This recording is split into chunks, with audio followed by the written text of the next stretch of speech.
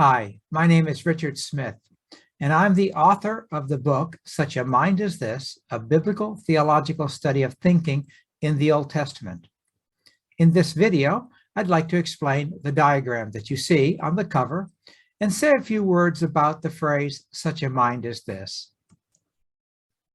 The origin of the diagram was Cornelius Van Til. He was a professor of apologetics at Westminster Theological Seminary, where I studied. He passed away in 1987. Over his right shoulder, you see the diagram that I adapted for my book. By it, he meant to show the distinction between the creator and the creation.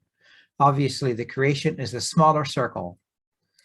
He wanted to demonstrate that God was infinitely superior to us in thought and being and character, and that we were like him, but not exactly alike him. We were similar, but different, and that he related to us by means of revelation and covenant.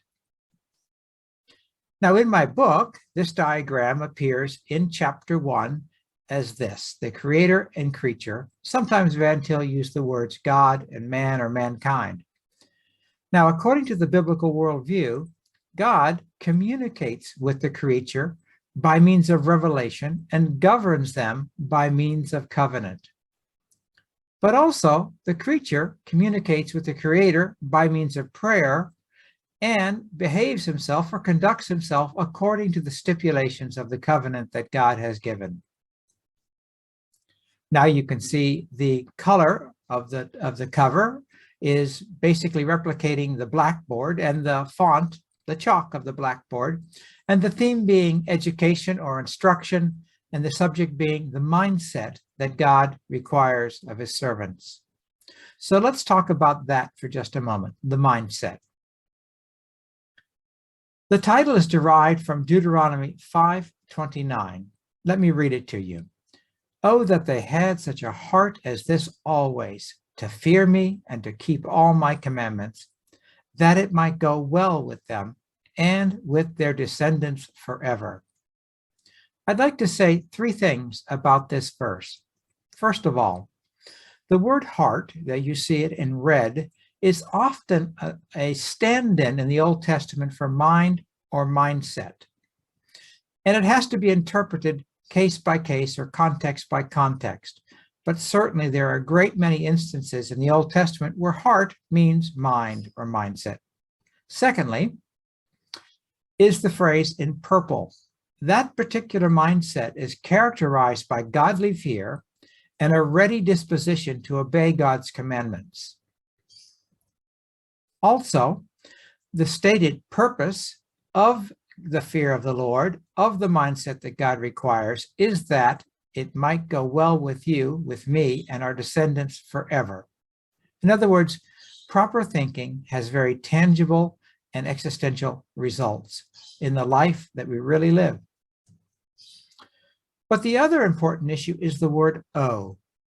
Now, you know, as in human communication, when someone begins a sentence with the word "oh," they're communicating something important, perhaps a desire, a concern, a wish, or even a complaint. And so when God uses that word, we ought to pay very close attention because he's saying something emphatic. In fact, in the Old Testament, there are at least 3 occurrences of God using the word "oh" to say something very important about how we think. This first one is from Deuteronomy 32 and says, "Oh, that they were wise, that they understood this, that they would consider their latter end." Obviously, the words in red indicate cognitive or intellectual vocabulary. Next, from Psalm 81:13 is, "Oh, that my people would listen to me, that Israel would walk in my ways." And thirdly, from Isaiah 48:18, "Oh, that you had paid attention to my commandments, then your peace would have been like a river, and your righteousness like the waves of the sea." Now here we can see the 3 verses together. But this time, notice the words in green, demonstrating that the way that we think impacts our lives in very tangible ways. So in Deuteronomy 32, God speaks about their latter end or their future.